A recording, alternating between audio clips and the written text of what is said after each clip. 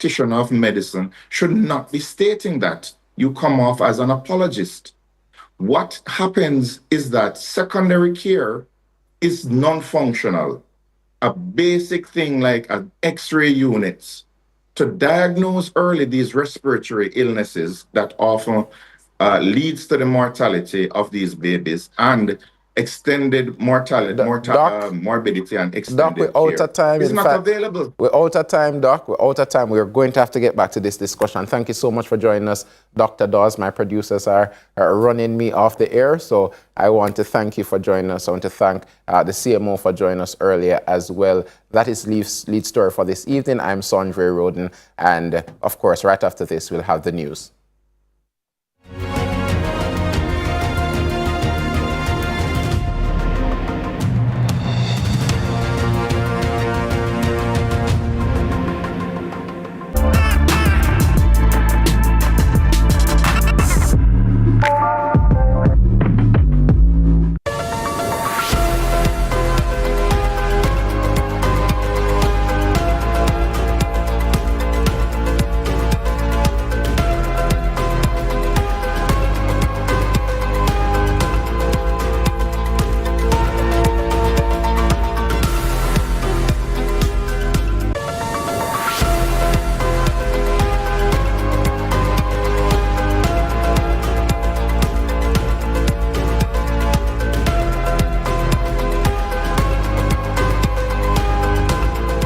So much for joining us for CVM News at Noon this Friday, June 27, 2025. I'm Kerlin Brown. Another piece of the St. Thomas development puzzle is falling into place as construction has officially started on the Yallahs market.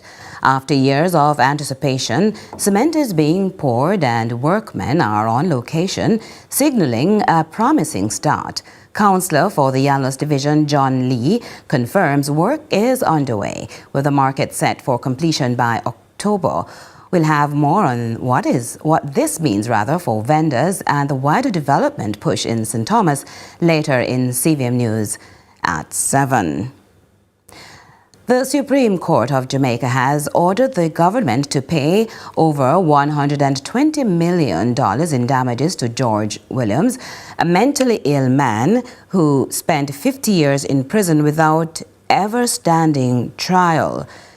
Williams is now 76. And he was arrested in 1970 and was charged for murder, but was declared unfit to plead. He remained incarcerated at the court's pleasure for 5 decades with no periodic reviews of his mental state. The court awarded $78.6 million in compensatory damages and $42 million in vindictory damages, citing violations of his constitutional rights to liberty and due process. Justice Sonia Wint Blair ruled that the state failed to uphold Williams's rights as a citizen of a free and democratic society. The case, brought forward by human rights advocates and Williams's legal team, underscores urgent calls for reform in Jamaica's justice and mental health systems. Williams was released in 2020 following public outcry and a report by Indicom that exposed similar cases of prolonged detention without trial. He was represented by lawyers Isaac Buchanan and John Clark. Chairman of the MJS Industrial and Technology Park, Michael Sobrati, says the newly opened park in Spanish Town has already created 2,500 jobs, and they are on track to double that number as the tech park continues to expand. Zora Grant has the details. Executive Chairman of MJS Industrial Park Limited, Michael Sobrati, recalls that when he first approached B.B. Scott, Chairman, CEO, and majority shareholder of the Musson Group, with the idea of developing the Industrial and Technology Park, Scott was skeptical, citing the heavy stigma attached to Spanish Town. His conviction, however, won Scott over, and once he recognized the vision, the Musson Group committed its support to the project. P.B. Scott. He's not just my brother-in-law, but also one of my best friends, and truly a business visionary. Honestly, if I started to listing all his accomplishments across the region, we'd need snacks and a sleeping bag. We'd be here until next week. But let me tell you, when I first pitched him this wild idea, he looked at me like I'd completely lost the plot. He goes, "No one's going to invest there. The stigma's way too big." And I just looked him dead in the eye and said, "Well then, I will." And just like that, we were off to the races. No turning back. That's how much I believed in this vision. I was all in. And once PB saw that passion, Musson jumped on board and the momentum took off. The vision also became clear to President of Transparent BPO Operations, Lance Hale, who says when his company began exploring expansion opportunities, their search led to Kingston, already home to more than 30 BPO operations. His team immediately recognized the long daily commutes faced by workers from areas like Spanish Town and Portmore, which prompted them to take a different approach. The old Cuban textile mill near G.C. Foster College, which initially had challenges, eventually became an ideal location. He also confirmed that Transparent BPO will be among the first to occupy space at the new industrial and technology park in Spanish Town, a community that has historically seen limited investment.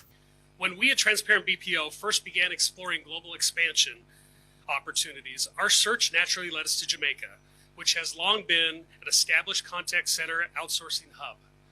We began our search in Kingston, and while we saw many vibrant facilities there, we saw the city already hosted over 30 BPOs.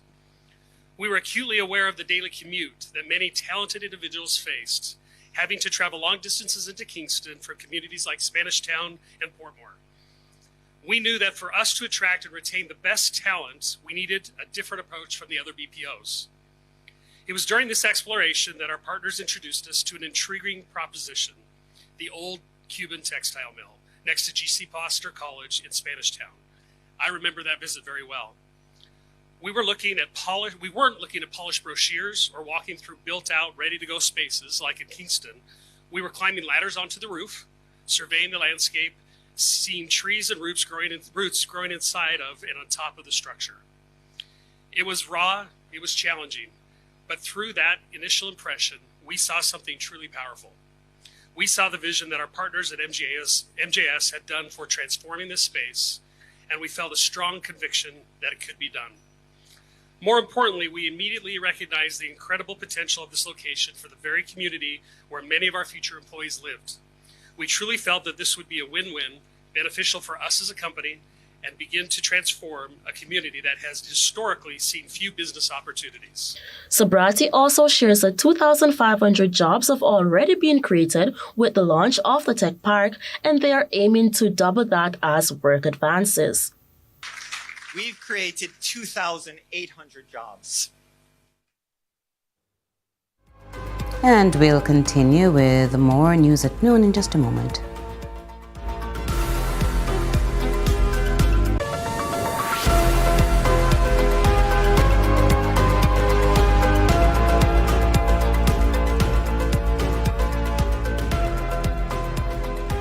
Love our country. Like you, we take pride in building Jamaica. The resilience of our people is cemented in our products, built to last for generations. Laying the foundation for thriving communities, we're committed to excellence and quality. Quality products, quality relationships.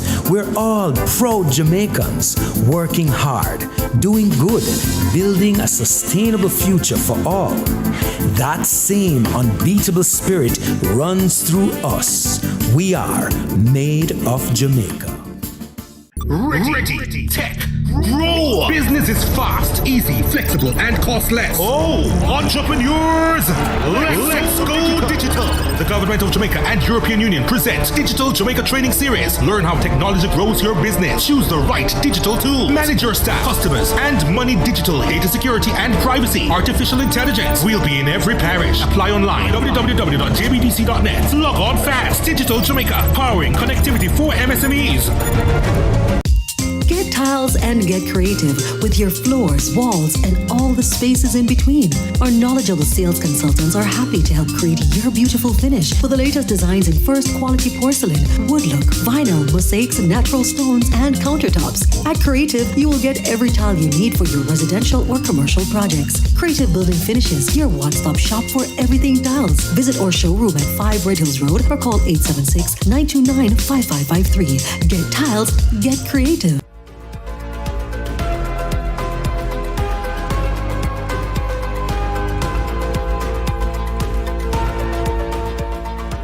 Welcome back. Opposition Senator and spokesperson on Justice Donna Scott Motley has accused the governing Jamaica Labour Party, the JLP, of infringing the constitutional rights of Jamaicans and trying to impede investigations into alleged corrupt practices.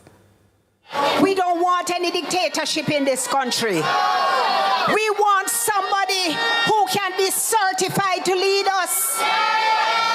A shocking revelation by opposition spokesperson on justice, Senator Donna Scott Motley, while questioning the government's integrity.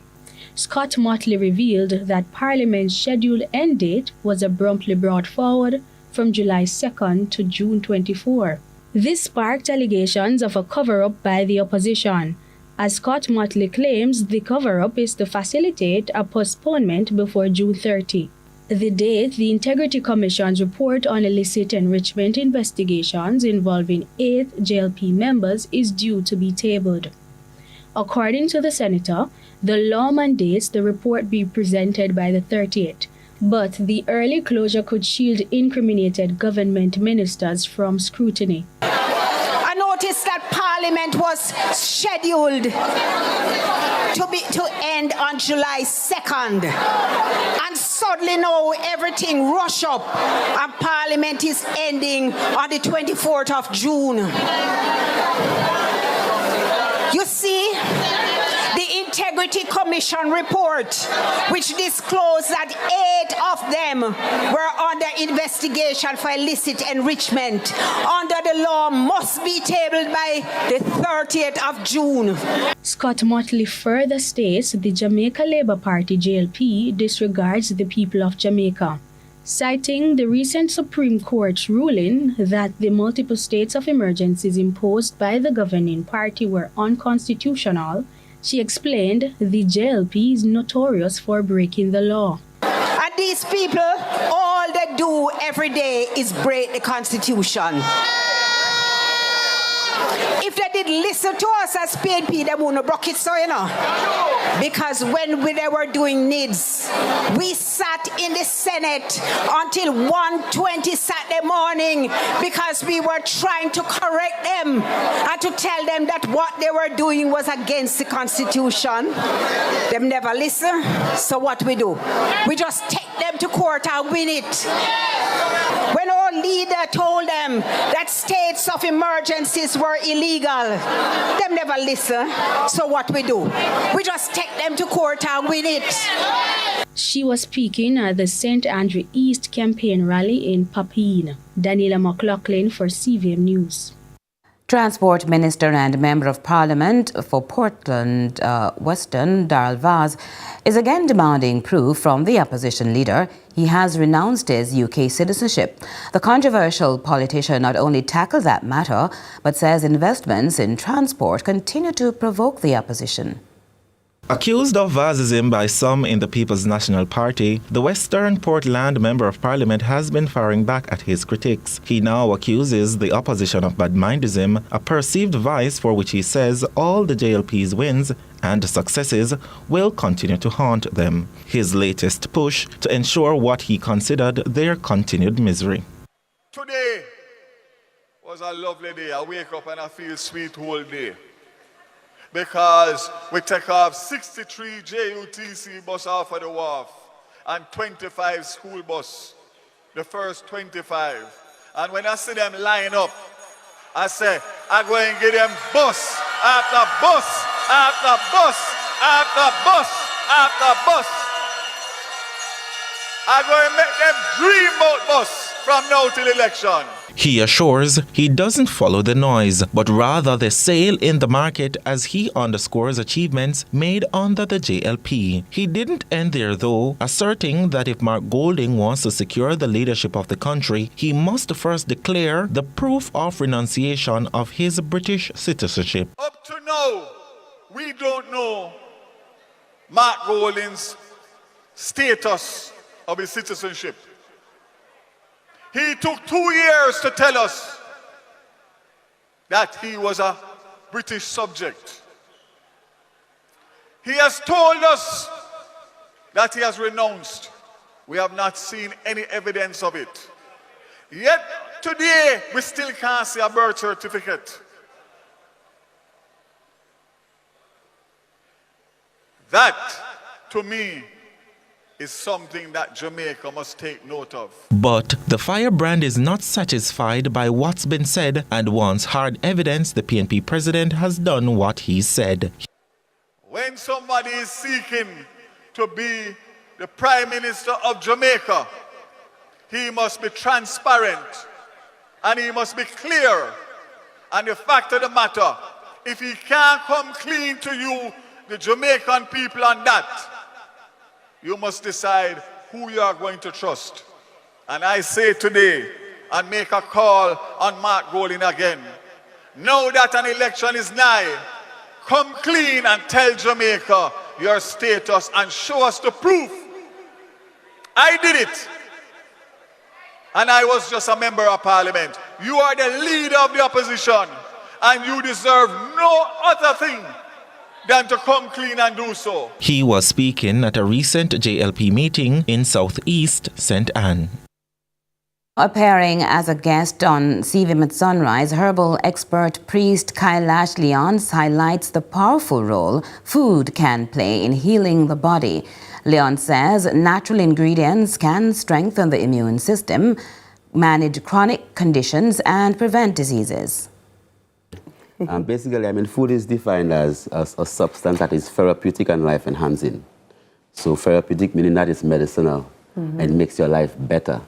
So there are food stuff, and some people say junk food, and there are things that people eat, but food basically goes into your digestive system. Now, when you speak of your emotions and stress and spirituality, the digestive system is known as the enteric nervous system. That's called the second brain. So if you're nervous, then you have tumbling of the tummy or butterflies in the stomach.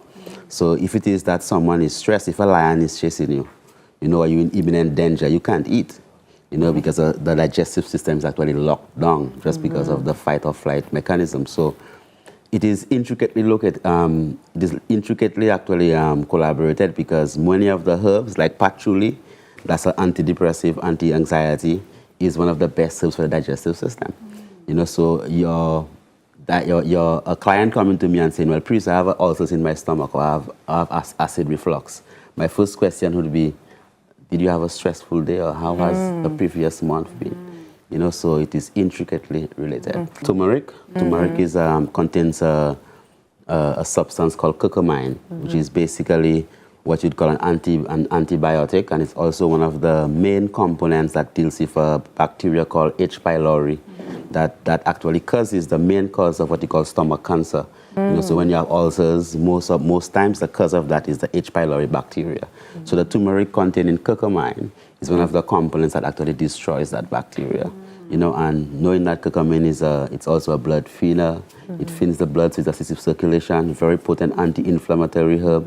So if you have high inflammation, instead of taking an NSAID like aspirin, you could go and take a little cup of turmeric tea. And previously I was here speaking about dementia, and about calcification in the brains, and turmeric has also been known because of how it deals with what you call ROS, reactive oxygen species.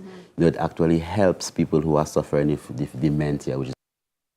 And speaking on CVM's lead story, the Chief Medical Officer of Health for Jamaica, Dr. Jacqueline Biseso McKenzie, is reassuring the nation there is no outbreak at the Victoria Jubilee Hospital following the death of 24 babies in 24 days. I'm really saddened to hear of the number of deaths, and I want to extend my sympathies to the families. I hope they can get through this difficult period. But at the same time, we do want to reassure the public. The report does show that we have 24 deaths from the 1st of June going up until June the 24th. However, our investigations and the investigations of the region have shown that there are no outbreaks. Previously, we would have had in years past, outbreaks of infections that would have resulted in death. This is not the situation. What we really have is that we have an increase in the number of sick babies that are coming into the nursery at Victoria Jubilee. For the month of June, we would have seen an increased bed occupancy compared to last year, June, where we had 26 persons admitted per day, each day. On the ward, that is not new admissions, but 26 persons on the ward. We are having an average of 36 on the wards at any one time, and this has gone up to 45 in some instances.